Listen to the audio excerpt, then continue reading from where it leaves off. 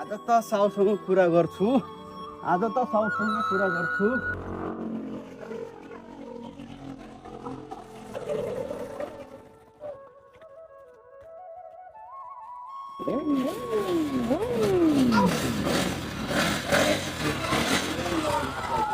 ए गोठालो कहाँ काम गर्छ हो?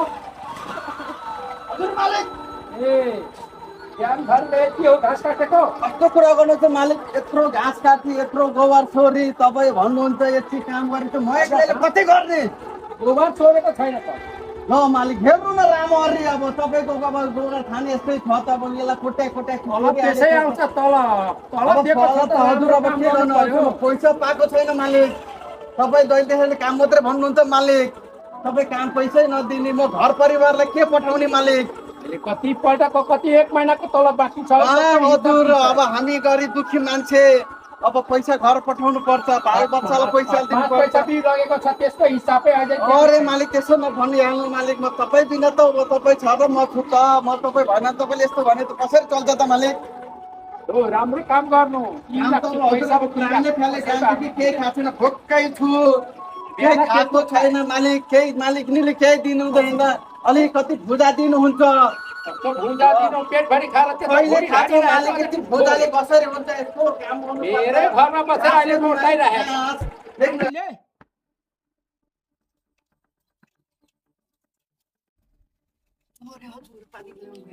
मालिक नि जय हो, जय जय जय जय।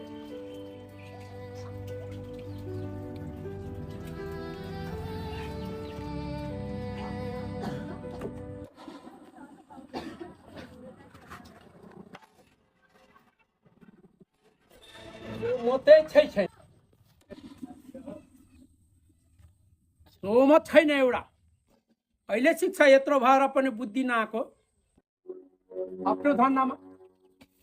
काम काम मात्रै गर्छ मालिक, खाना चाहिँ दिने होइन, पैसा चाहिँ दिने होइन, खालि कामलाई मात्रै लाउँछ। यो त ल तपाईँ खा मेरो साटो, त कति खान्छ सब के गर्छ? म जस्तै भइगयो, अब यस्तै गरिब दुखी परियो। खा बाउ खा, मेरो छैन। मालिकले नि पैसा दिन्छ कि दिँदैन एकचोटि कुरा गर्नु पर्यो हाम्रो मालिक सँगसँग, के गर्छ? यतिका दिन भइसक्यो पैसा पनि पाएको छैन। मालिक साहब के भयो?